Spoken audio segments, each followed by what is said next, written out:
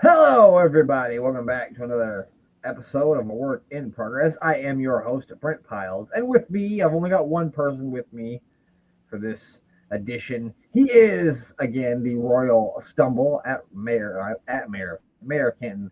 How are you doing this fine Tuesday evening? Well, I'm doing better than yesterday. I haven't been doing any barroom brawling or disco dancing, but I have been watching wrestling. So that was a good weekend because we got to see a lot of good wrestling take place. We did see a pretty eventful Royal Rumble. And yes, the Ballroom Brawl and Disco Dance and Dynamite Church and Intercontinental of the Playboy is not with us this evening. He messaged me earlier and told me he wasn't feeling all that well and that he was just going to sleep. And that is totally acceptable if he does not want to stay up till 4 a.m. I know the fuck I wouldn't. So that's totally acceptable. And so me and the mayor just thought maybe we just have a general discussion. We'll talk about the Royal Rumble and maybe a little bit of what happened last night on Monday Night Raw. So we kind of talked about this in our group chat. I think maybe I don't know if you said this or if Glenn said it, that you felt like it was the best women's rumble yet. I don't know if you said that or Glenn said that. I think Glenn said that, but I kind of agree there. I mean, there's only been what, 4?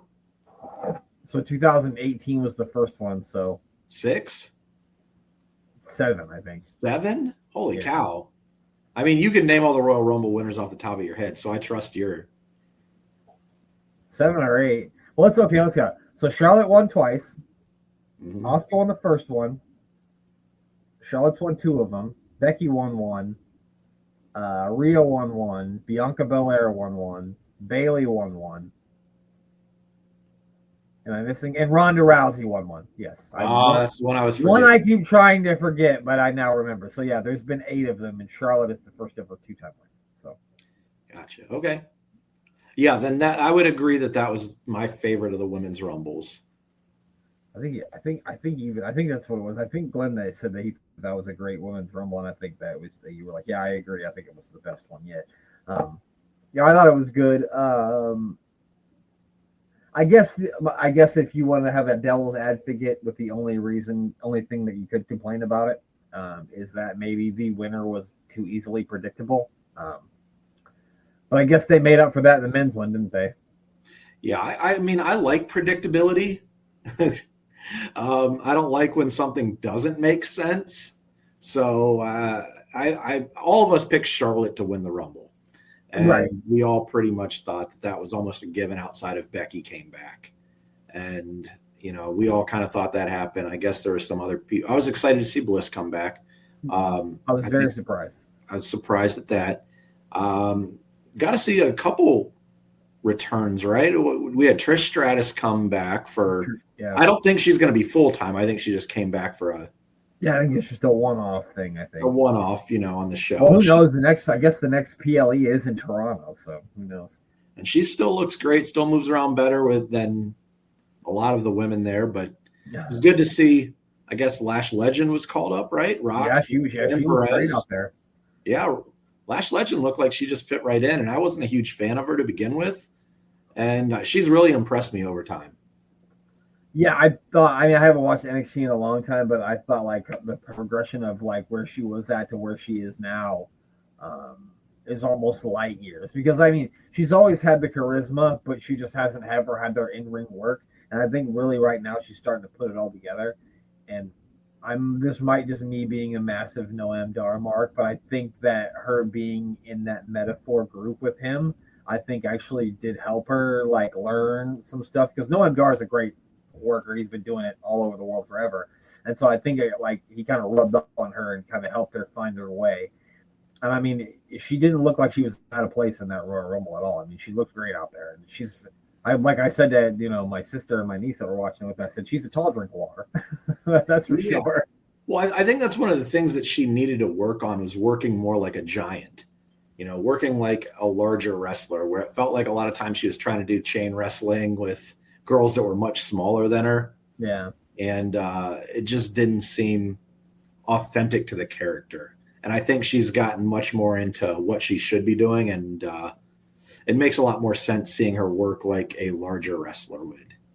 Yeah, sometimes I think that a person who's a bigger stature size of wrestler, taller, or whatever, they try to not pigeonhole themselves into being a big guy wrestler or a big whatever wrestler, female wrestler, and they try to, I can do more than that. And so then they do start doing chain wrestling, and next thing you do, they're trying to do a 450 splash, and it's just like, sure, there's going to be a time and a place for a a bigger superstar to do that, but like I don't need you to do it every week to impress me. I mean, go out there and throw somebody around. That's what you're there for. I don't need to see Braun Strowman doing a frog splash. You know what I mean? That's just ridiculous. Yeah, we don't need to see that. And I did enjoy. I don't think you probably would have caught it, but I've been force fed watching this movie called Wicked so many times. Oh, I haven't seen it yet, but Chelsea Green and Piper Niven's ring gear were inspired by the movie Wicked. And of course, if there's one thing I'm going to notice, it's Chelsea Green, and she had some great ring gear. It was inspired by Glinda the Good Witch. Okay, so I have not seen Wicked yet. I am not watching the Super Bowl on Sunday because fuck both teams, fuck football, and fuck playoff football because my team never fucking makes it. I'm bitter. If you can't tell, I'm a bit bitter. So instead, we're gonna watch a movie that night instead. And Rachel mentioned Wicked, and it wasn't really on our list of movies to watch, but we might have to check it out just to see what the fuss is about. Yeah, we'll see. But yeah. So and Jordan Grace is in the Women's Rumble again. I think she's full on signed with WWE or going to be signing with WWE. Soon, I think. I read that she had already signed for like 4 or 5 years. That makes sense. I know she had finished up in TNA, so that makes sense. I just don't know which promotion they're going to be putting her in. If they're going to start her in NXT or if they're going to have her main roster right away. I would assume that they'd put it on in NXT first, but at the same time, if they put her on the main roster, I mean, she looks great. She looks main roster ready. She's been doing it for a long time because I remember when she first came in, that was in like 2017 or 2018. So that would have been, and that's when I first heard of her. So she was probably wrestling a couple years for that. So she's got, almost a decade into this thing. So I wouldn't be surprised if they put her up on the main roster. But there's been a lot of people who have come in who've had a lot of experience, Was there anyone that actually impressed you that you didn't expect in the Rumble, other than maybe Lash Legend? But yeah, see, I'm trying to think, but I think Lash Legend would be the one that I was most impressed with that was out there. Or Roxanne Perez. I mean, I can't obviously be overly impressed with Roxanne Perez because I already know what Roxanne Perez can do. But she is now, I think, the record holder for longest time spent in the Women's Royal Rumble.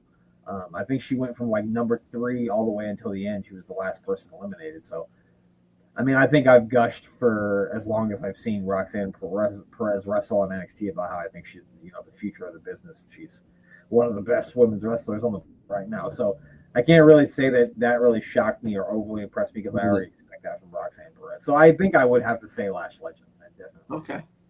Yeah, I think that's fair. I enjoyed the whole Women's Rumble. Seeing Nikki Bella return was cool. I know a lot of people aren't big fans of her, but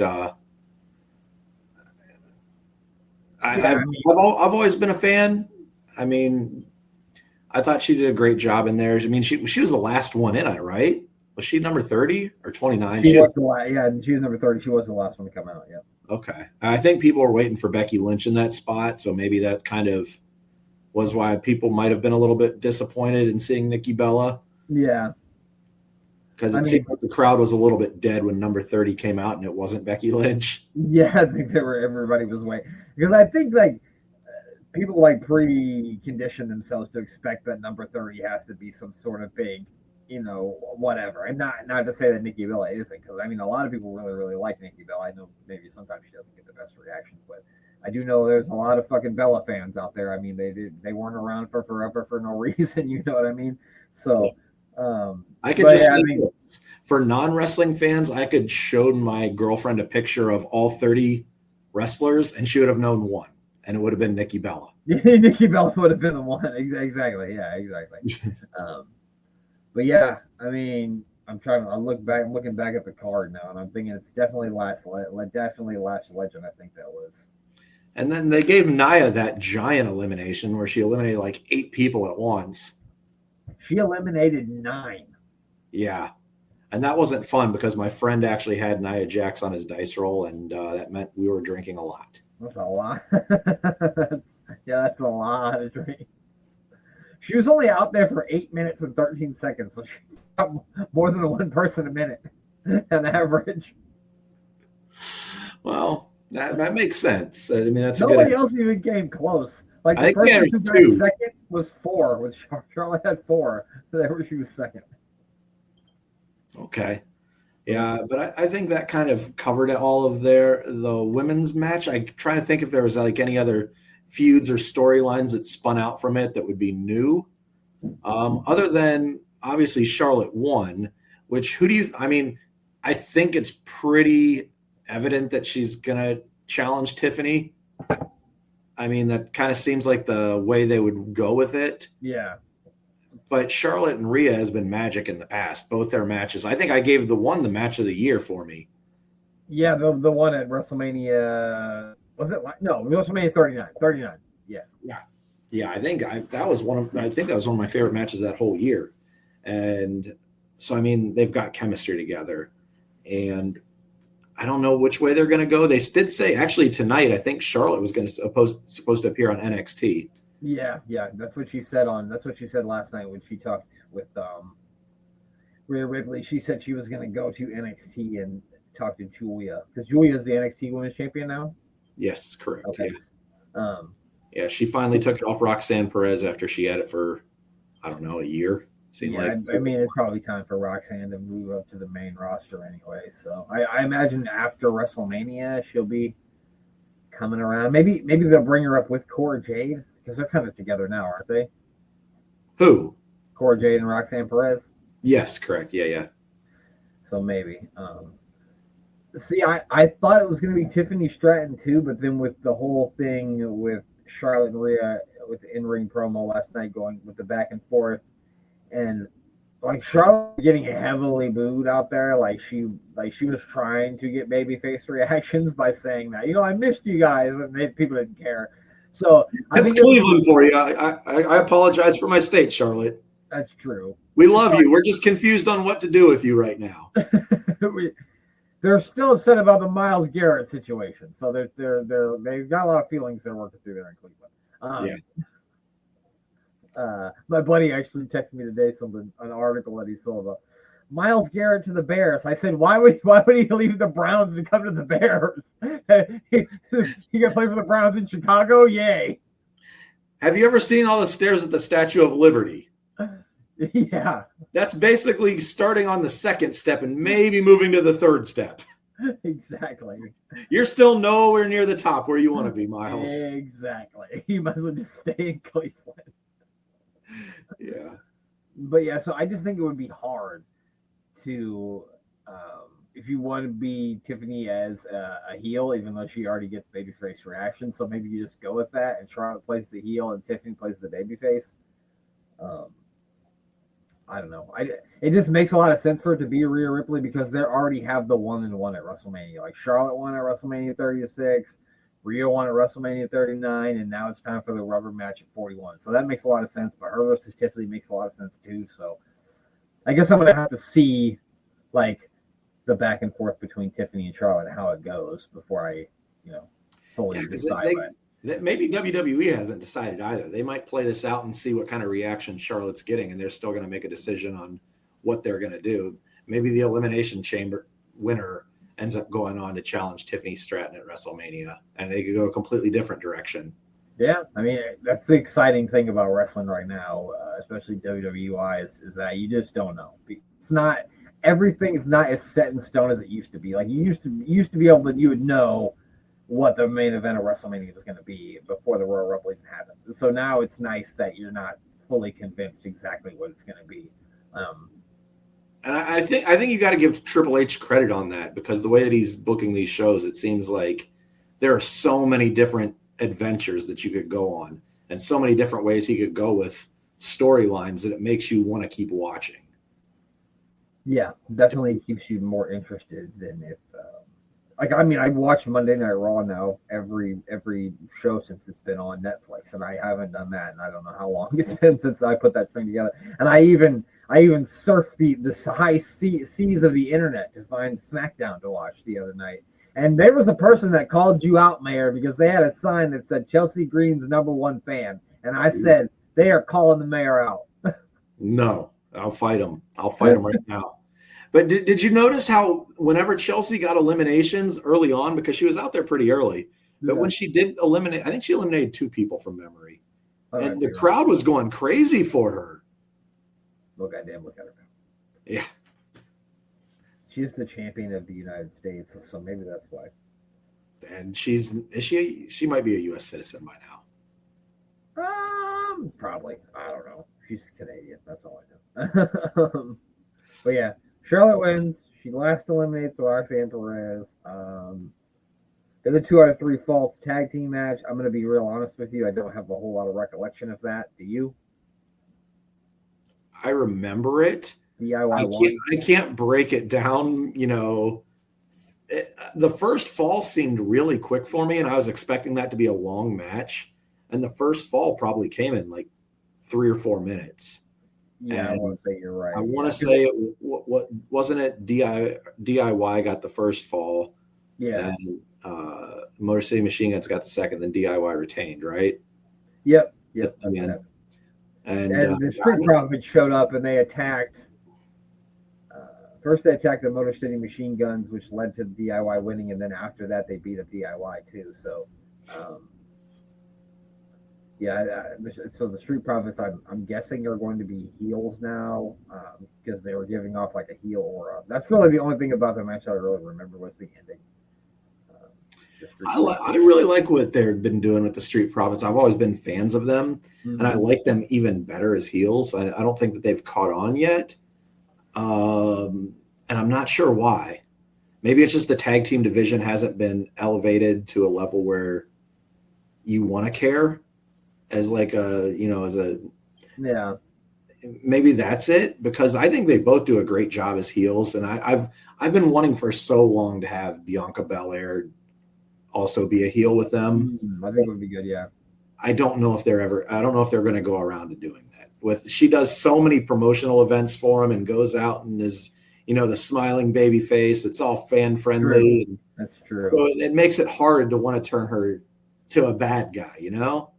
When she was initially in NXT, she was a heel, and she does play a really good heel. And it was one of those things where she was such a good heel that people started to cheer her because she was such a good heel.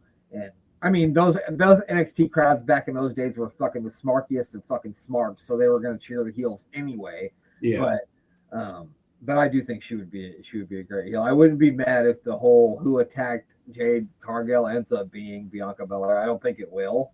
But I think that would be a great way to go. And I think that, I agree with you. Those 3 together as heels, I think would be really good. I think they kind of dropped the ball with the whole Bobby Lashley and the Street Profits thing. I think initially they wanted to be heels, but the fans just weren't having it at first. And so then they just moved them to baby faces. And I think once they were like solidified as baby faces, it killed off any momentum that they ever could have had. Yeah. And the same thing's happening over in AEW. I know you don't watch too much AEW, but I can't. What are they called? The Hurt Syndicate.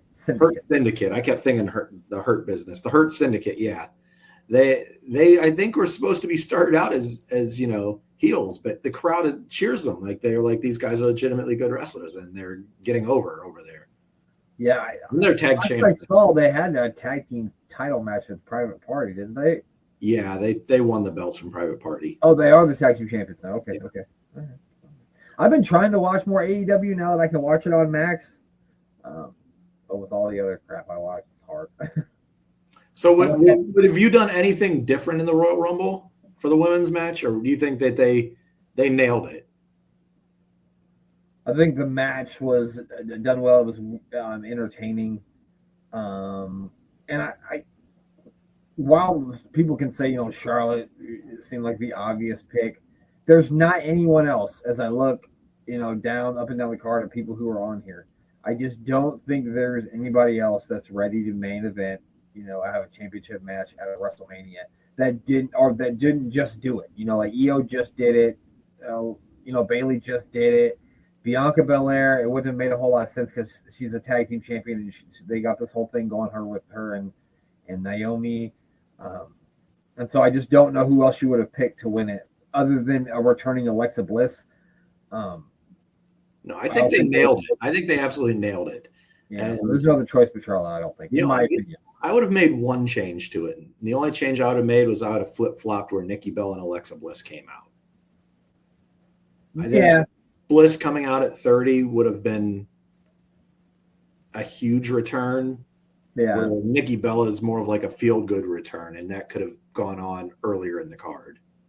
Yeah, and I do think that Nikki Bella I'm not going to say she's going to get a huge reaction because a lot of people have mixed feelings about her, but I do think that she gets a better reaction if she comes out at number 21 than it's opposed to number 30 because, like I said, wrestling fans, we've just preconditioned ourselves to believe that number 30 is going to be somebody big, and then when it's Nikki Bella, people are like, oh, so I do agree with you there that they should have probably flip-flopped that one because, Alexa got a huge reaction. If she'd have came out at 30, it would have got an even bigger reaction. Yeah, and that people would have thought that she had a chance to win then, too. I thought she would have been the only other person that in that match that I've said, maybe she can win. Yeah, and maybe Nia Jax. But the thing about Nia Jax is she just came off a title run and she just lost the title because I really can't see them. Yeah. Like, if you're going to lose the title and then try to regain it back at WrestleMania, that's something a babyface does. That's not something a heel does. You know what I'm saying? It doesn't make any sense. So, Yeah, I think you're right. I think they hit it, right on the nose, and they got it. I don't think there's any way that could have been better. At least for my money, I know a lot of people don't like Charlotte or think she gets whatever. But for my money, she's still the best women's wrestler in the world, and I know I only watch WWE or whatever, but just how I feel.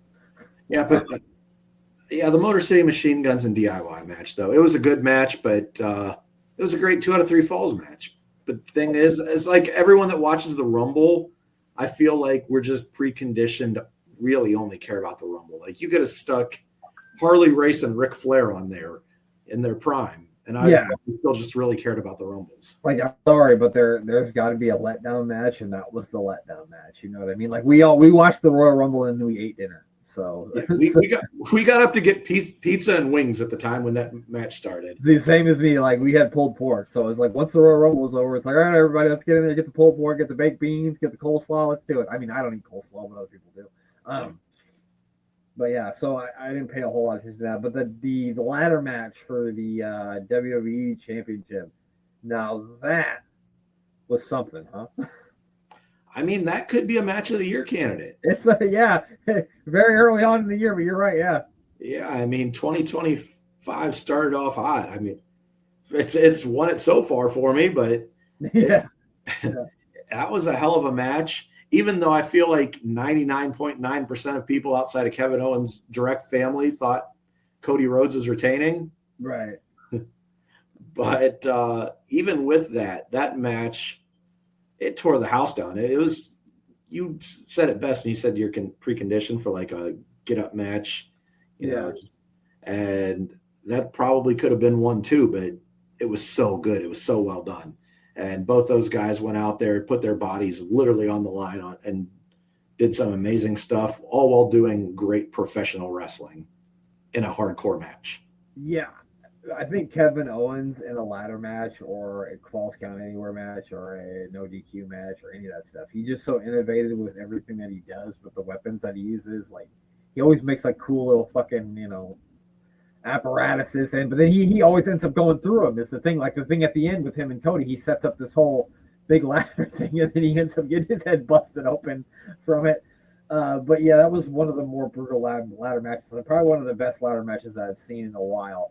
And you know what one of my favorite things about it was, Mayor, is that it started out with one ladder, and then they did get a couple more ladders out further, but there wasn't 70 ladders laying around the ring. I absolutely hate that, especially in a one-on-one ladder match. Like, if it's a Money in the Bank or a multi-person ladder match, I totally get having a bunch of ladders, but if it's a one-on-one ladder match, I don't want to see 50 ladders. I hate that.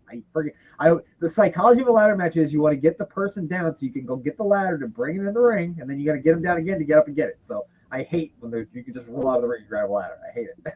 Yeah, I 100% agree with that. Like 2 maximum, maybe 3, and I'm just saying 2 in case one of the side pieces breaks off, or just as have a backup. Because if not, no one's getting back up there to get that title. Yeah, this match is going to get real boring. And I mean, unless you get Montez Ford out there, maybe to jump up there and get it. Yeah, off somebody's shoulders. He's going to need to stand on Big John Studd's shoulders to get it. Yeah. I don't think anyone has the hops to get that. So, especially not between Owens and the mini ladder out there too, which is cool. But I thought that was great. It's got to be in that match of the year candidate for the rest of the year. Like, you're going to have to put everything up against it. Yeah. Where, last year I think it was Drew and CM Punk for me. Yeah. For the match of the year, and this one I think might be the winner. It could be. We still got a long ways to go, but it's number 1 right now. I mean, I usually don't give star ratings to matches, but that's a 5-star match in my book.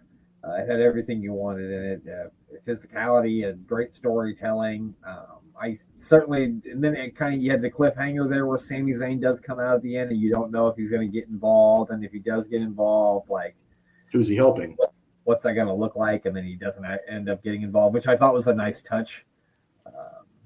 And I absolutely think that you're right, especially with, I don't think you saw the end of Monday Night Raw. We'll talk about it in a little bit, but I absolutely think you're right when you said that it's going to be Kevin Owens and Sami Zayn at WrestleMania again, which is fine. I don't have a problem with that. And I hope it's a false count anywhere match or no DQ match or something like that, just because Kevin Owens is so great in them, and I'd love to see those guys do that on a WrestleMania. That'd be great. I know they wrestled at a WrestleMania before, but that was at WrestleMania 37, and there wasn't like a full capacity crowd. And for me, Kevin Owens and Sami Zayn, it's never going to be boring. I mean, that's always going to be something that I'll sit down and watch. Yeah, and they're going to have great promo battles between the two of them, and everything's going to be great with that feud. And I hope that that's exactly what they're doing going into WrestleMania. Just keep giving that time. They don't need much. They'll make every minute count for you. Yep, absolutely. So, and then we got the men's Royal Rumble. So let me ask you this: Jey Uso wins. Do you think that's a good move or a bad move? I think it's a to be determined move, because it could go either way. This could really blow up in their face and not be good, because is he a mainstream star? I don't know. But it definitely was surprising. It definitely was different. And the crowd on Monday probably can give you an answer on what the wrestling community thinks of it. Because on Monday Night Raw, when he opened the show, Cleveland was going absolutely bananas for him. Yeah. And, he is making himself special. I know that they keep saying he's like one of the top couple merch sellers, which is usually a good indication whether or not people will like you. But yeah, I think that's usually how they base who's going to be at WrestleMania, right? Who sold the most shirts, I think. But but then I also think back to LA Knight had that same crowd swell and was so over with the crowd, and they just seemed to not do anything with him. I think he had that one title match against Roman, maybe in Saudi. I might be misremembering that. I think you're right. He had the one title match with him, and I think it might have been Saudi Arabia, but you're right. It was just the one. And then he had like the 4-way at the Royal Rumble last year, and then that was it. I will say the thing that threw me off for me wanting to see Jey Uso win it was having him lose cleanly to Gunther like 6 days before it. Yeah. Like, that just didn't make sense. Like, if you want the guy to win the Royal Rumble, don't, piss on his head while he's laying on the ground 6 days before. Not that losing to Gunther is a bad thing, but still that's one of your highest rated shows of the year, Saturday Night's Main Event that people are watching. Right. And a lot of people are going to see that and see him basically get dominated by Gunther. Yeah, that's one of the reasons why he wasn't a person that I thought was going to win it. had he not had that match with Gunther, I probably would have looked at it differently. Like I would have had him, I would have had it probably in my top 5. And the reason why I didn't is because I was like, well, he just lost that title match, so it's gonna be weird for him to win it again. And I'm not gonna sit here and lie and say that I wasn't disappointed, because when it gets down to, okay, so there, whatever, Roman's out, Rollins is out, and then CM Punk goes out. And as soon as I see CM Punk go over the top rope and he hits the floor, you're saying Cena's winning it. I'm going, oh my God, this is actually going to happen. John Cena is going to win the Royal Rumble. So when he's got Jey on his back for the attitude adjustment on the apron, even when Jey falls off his back, there's no way in the fucking world that Jey's just going to push him off, right? And so when he does, you get that. And I think he even got in the arena. It definitely happened in my living room. We all just sat there for a minute like, did we just see what we saw? Are you fucking for real? It almost looked like it was an accident. Like it didn't even look like, it did. It didn't look like that's what they planned at all, because Cena, he didn't fall down hard. He literally just took a step off like you're taking a step from the second step down to the floor. Like it didn't look like Jey patted him on the back real hard and it knocked him off the apron. Yeah, and then Cena just kind of looked like, Like, but it had to be, because they already had all the Jey Uso shirts printed up in the back and everything. Yeah. I mean, if that wasn't it, I'd have been questioning, like, man, did they accidentally botch that? The finish? I mean, they started off the entire show with the men's Royal Rumble with a botch. Did they? Yeah, with Penta.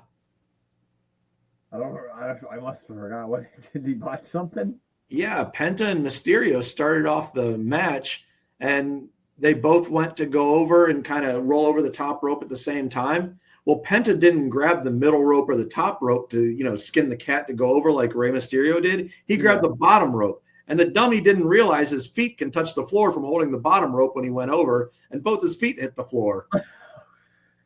Okay, I do remember that now. The thing he didn't grab the top rope. I'm pretty sure his feet hit the floor. Both his feet hit the floor, and he jumped up like the floor was lava. He was playing the floor is lava game.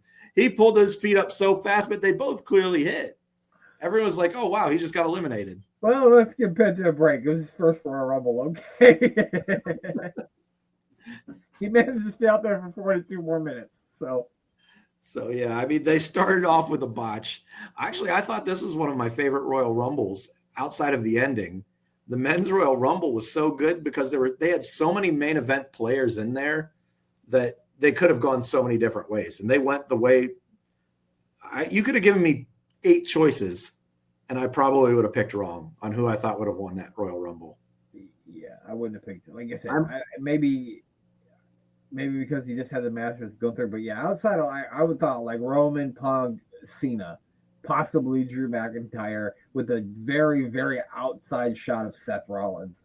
But it looks like they're going to do Seth Rollins versus Roman at WrestleMania because of the whole thing that happened with them after they both got eliminated, where he did the double curb stomp to Roman. So I think that all but tells you that I don't think The Rock's going to be participating in WrestleMania 41 unless he's going to fucking get beat up by Jacob Fatu. Yeah, I think that they're going to go a different. I think you're right. I think it's going to be Roman and Seth. But then, do they open the show? Because if there's not a title involved, it shouldn't be closing the show unless it's Rock and Roman. Yeah, there's no way I think that she closes the show. I don't think that closes one night or two.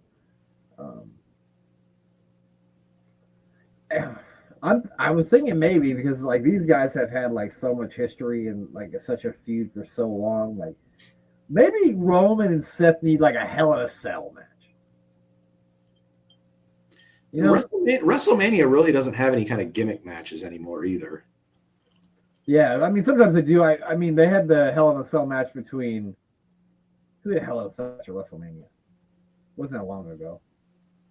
Oh, Edge and Finn Balor. It was at WrestleMania 39, I think. Oh, yeah. The one where Finn fucking split his head wide open and had to give him like 14 staples. It looked like another head was going to pop out of his head. Oh, and Man, the highlight of the entire night almost for me would have been when Braun Breaker hit the spear on that YouTube guy. Yeah, that was funny. Oh my God. Braun Breaker just keeps impressing every single time I see him. He would have been another one I probably would have picked to win over Jey Uso. Yeah, no, I know, getting right. Yeah. No, and then that fucking YouTuber gets in there and he does the fucking Cristiano Ronaldo fucking goal celebration. I'm like, fucking get rid of this guy. Well, Braun Breaker did. Yeah, he did. And Otis, I mean, man, yeah, they could have gone so many different ways. Like, I'm still shocked by it. Like, I'm still in shock that that's what they did. But it seems like it's working. The crowd's really into Jey Uso. Yeah, I did see something like the WWE's YouTube channel, the video of Jey Uso winning the Royal Rumble got like 24,000 thumbs down or something like that.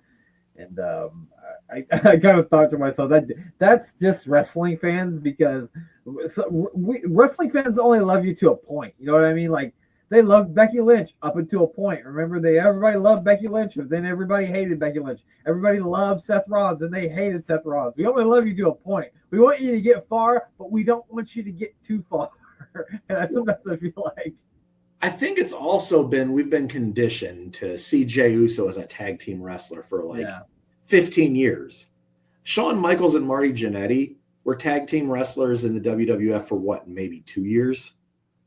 in the WWF, probably, yeah. I mean, if you go back to other promotions, AWA and other things, you'll Right. see WWF, whatever it was, you'll see them as tag teams. But 15 years, I mean, they've been together a long time as a tag team, and they look so similar. Right. Being twins, they look similar. So it's almost hard to separate the two and see one as a star and the other one is, just for all intents and purposes, a job guy as a singles wrestler, Right. when they're literally twins. So, I mean, that makes it difficult. But the way that I'm seeing Jey Uso right now, I know you probably won't like this comparison because you don't like him, is when Chris Jericho. Oh, okay. When Chris Jericho beat The Rock in Austin in the same night for the unanimous title, everyone saw Rock. They saw Austin. They saw main event players. And then here's this intercontinental mid-card guy, Jericho, being thrown in with him. And then he gets over, and then he becomes a made man. Can they rebuild that chemistry? I mean, having Jey Uso go over all of the main event guys? I mean, his name literally is main event Jey Uso. And it's going to be in a different sort of way, because Jericho did that as a heel, and he did it almost with like people helping him. I think he had like a Team Canada with him helping him win matches or something like that. And so like Jay's going to have to do it as a babyface. And I was watching Raw last night with my wife Rachel, and she mentioned like Kofi Mania. You know what I mean? And that's kind of like, it's kind of that vibe. You know what I mean? It's like the tag team wrestler that you didn't think was ever going to get the chance to main event WrestleMania or wrestle for a championship at a WrestleMania, and now he's going to get that chance. And like when Jay first won it, I'm not gonna lie, I sulked for a while.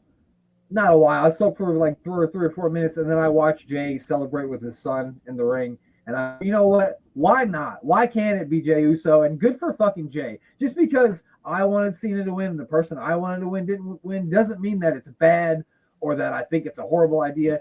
And people always want something different, and guess what? That's what you got. Something different. So don't complain about something different.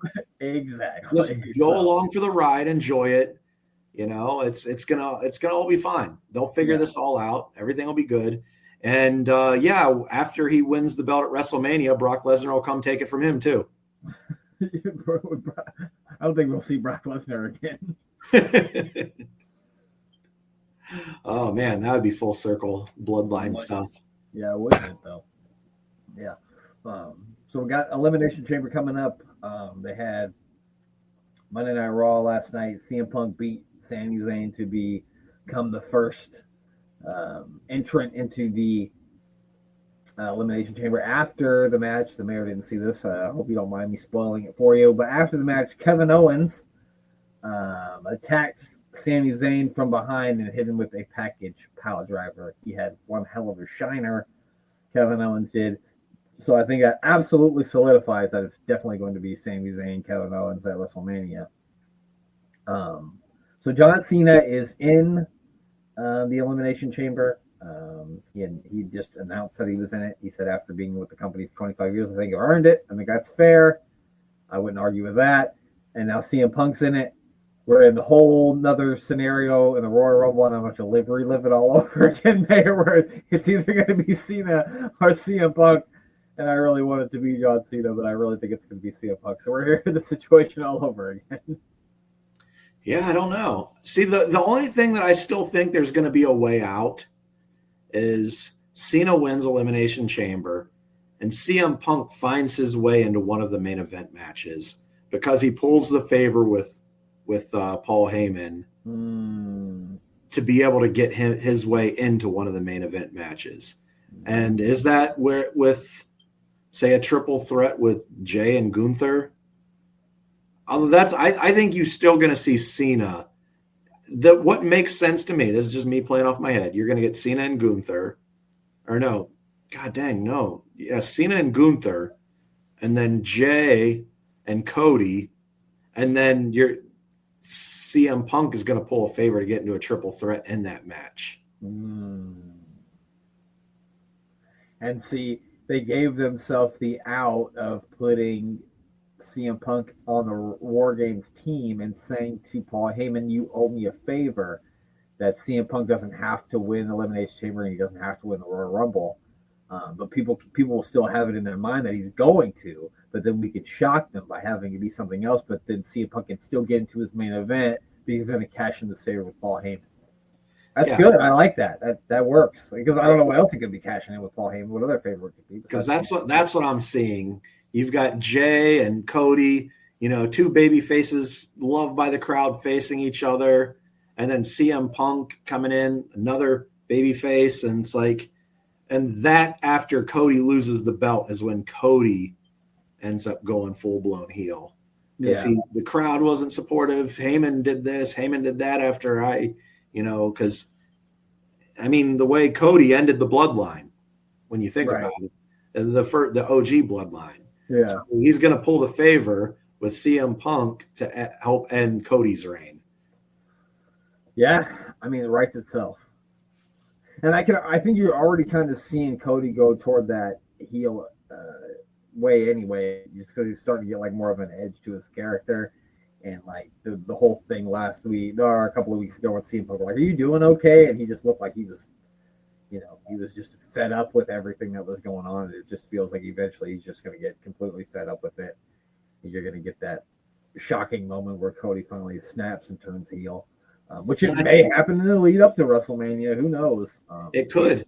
It would be hard for it to be three baby faces in a three-way. You know what I mean? I guess they didn't do it. That makes more sense to me than having two heels and a baby face, because then the two heels are just getting up on the baby face the whole time. Right, and you're already magically thinking of the baby. Now, if you got three baby faces, they're all having respect for each other. They don't want to. I want to cut the corner. Like, we're going to do this fair, and then a heel can emerge from it. It's like Darth Vader rising from the ashes after, I don't know too much, like, you know what I mean? Like after they tried to bring the Emperor back after he died in the very last, the rise of Skywalker. And it's like, you guys didn't even fucking think about this, did you? You just went, oh, we'll bring the Emperor back. Get out of here. And you can only be a white meat babyface for so long before the crowd eventually turns on you. And that's exactly what I see happening with Cody. The more I think of it, I think this is what's going to happen. Pro wrestling fans are a fickle bunch, pal. We are a fickle bunch. We only love you for so long. or we go from hating you to like everybody doesn't like you, to where, they used to hold up signs that said if Cena wins, we riot. But I saw a sign that said if Cena doesn't win, we riot. So it's all come full circle now, pal. Yeah, it's going to happen that way. I like that idea. So, yes, but there's not really a whole lot more. We kind of talked about what happened on Raw through the Royal Rumble matches. There wasn't a whole lot more from. Is there anything on Raw that you wanted to talk about that we didn't already talk about? I think we covered Jey Uso. It was a good match between Oh, that was another funny thing that my wife said when we were watching that Jey Uso Gunther back and forth thing, and Gunther was talking about how Jey will never beat me and this and that. My wife said, "I don't know. I don't think I want to fight a mad Samoan." I said, "You know what, honey? You're right." Yeah, I mean it's going to be fun. I mean, we just saw Gunther and Jey, which makes me think, why would they go that route again? I mean, I think he's beaten Jey twice already. But all that could also be like the whole oh, he beat me twice, but now I got to see if he can beat me a third time. I don't know. That might be a whole scenario that they want to do too. I think like Cena versus Cody doesn't make sense to me, but Cena versus Gunther makes a lot of sense. Yeah, and that's why I think that's the route it's going to go. I was talking to two guys who want John Cena to fucking win his 17th championship at WrestleMania. That's all we want. Yeah, I want to see it. I mean, Charlotte might break the record before he does at this rate. She'll do it in a couple of years. How many does she have now? 15? She's got to be close. I'll look it up real quick. I know she came out 27 because I won my family's Royal Rumble game with her because I got number 27. I mean, she's had 2 Royal Rumble victories and I think 15 championships. 14 maybe? She is a 6-time Raw and a 7-time SmackDown. So she's 13 times. Do we count the NXT championship? Oh, and she's a 1-time Divas champion. So I guess that makes her 14 times. 2-time NXT champion. So that would make her 16. But I don't know if that's counted as a world championship. I don't know. I don't know. But yeah, I don't think there was anything else on Raw that we talked about. We talked about the main event. We talked about Penta versus I always want to call him Marcel Martel, but that's not his name anymore. Ludwig Kaiser, which I think he's you always talk about it whenever he has a match, but he's really an underrated guy. Because he had a really good match with Penta too, and you can put him in there with anybody, and he has a good match. I think he's just a really underrated guy. A lot of people don't talk about him, besides you, honestly, but he's really an underrated wrestler, really good in the ring. Ludwig Kaiser.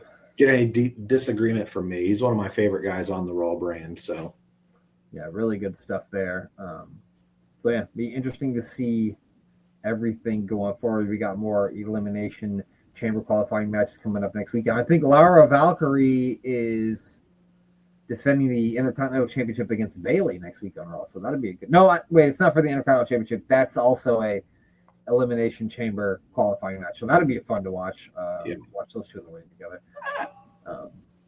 Yeah, I don't think I got anything else. Anything else you want to talk about?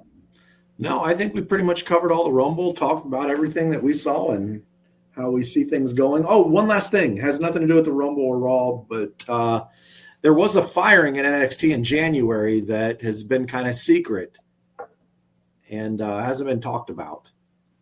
And you're going to be brokenhearted about this one. Oh, no. Brendan Vink is no longer employed by WWE. They let him go, huh? Yeah, no more Duke. No more fucking Duke ugly face Hudson. Well, that's too bad. Look, while I'd never liked his face, he was very entertaining with Chase U. Yeah.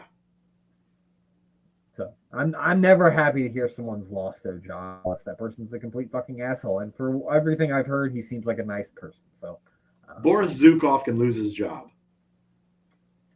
That's Buck Zumhoff, and he's in Buck jail. Zumhoff. He probably cleans the latrines in jail, so we don't have to be. I hope that Buck Zumhoff is somebody's bitch in jail. That's what I hope is happening to him. Did you see the rundown of the next season of Dark Side of the Ring? No. We just were talking about this guy. Ludwig Borga is going to be covered by Dark Side of the Ring. Oh, wow. It's timely. Nazis are in the news right now, so. Yeah, JR said that they had to make him wear long boots because originally when he first started wrestling at WWE, he was wearing the shorter boots and his leg had SS. He had a giant SS tattoo on like his calf. And no one picked up on it because they weren't paying attention. They're like, oh, man, we're going to have to cover that up. That's not good. Yeah. Well, that'll be interesting. I'll be be interested to see about what that lunatic has to say. Glenn's not here, so I'm going to try to do Glenn's plugs for him. Make sure you check out the Unbooking the Territory podcast with our buddies Rob and Dan, covering the first and last of wrestling. You can also check out their Gator Golf specials. I'm not sure what goes on there. Something with Being the Elite. Check that out. There's also Unbooking the Tankatory, The Life and Times of Tank Abbott, which we stole and made the Life and Times of Soka Sit out of. And then, of course, they've got their Road to Wembley. It's Big Daddy versus Giant Haystacks, the most watched wrestling event of all time with over 18 million viewers. Is there another one besides? There's DDT Wrestling with DC and Doc. Don't forget about that. Make sure you check out DDT Wrestling with DC and Doc. It's the Doctor Who podcast with Dan Side. That's the one on SJP World Media. And I have been invited to be a guest on the next season. That will not be out for a couple of months, but be on the lookout. I've never watched Doctor Who, but I am interested to see what it's all about. So check out all those fine people. And Mayor, who do you have to plug? Who? Doctor Who. I am going to say to always check out our good friend Thomas Bryce. You catch him at Thomas Bryce 2020 or Thomas Bryce 2017, depending on whichever app you're using. Put them both in. If you find the wrong guy, just follow that person too. Fuck it. Follow all Thomas Bryce that you see. Just give him a follow. It doesn't matter. Just follow anyone named Thomas Bryce. If the guy has some badass chops on the side of his face, you found the right one. Yep, that's the guy. You can, and you can catch him also on SportsWire Radio, which is sportzwireradio.org. And that's pretty much it. Give Thomas Bryce a follow. Yeah, there you go. Give Thomas Bryce a follow. Check out the website and all that good stuff. Check out we don't have a website, but you can check out our YouTube page. It's got everything you need on there. Coming up here soon, we're going to start the road to Laugh-A-Mania 2, where we watch some 1986 WWE as we lead our way toward WrestleMania 2 and one of the mayor's all-time favorite matches, which is Hulk Hogan versus King Kong Bundy in the Steel Cage from WrestleMania 2. So we'll be watching that as we lead into WrestleMania. Me and Glenn will have a new Good, Bad, and Ugly Nitro edition where we review Nitro from June the 2nd, 1996. And there was a lot of ugly on there, let me tell you. A whole lot of ugly. Let's just say WCW didn't get really good when the NWO first showed up. It took a little while. It took a little while for them to find their stride. So listen to that. Subscribe to us on YouTube. You can follow us on Blue Sky. It's at AWI Pod. And that's it. I got nothing else to say. The only thing left to say is for the mayor to say goodbye. Goodbye. There you go.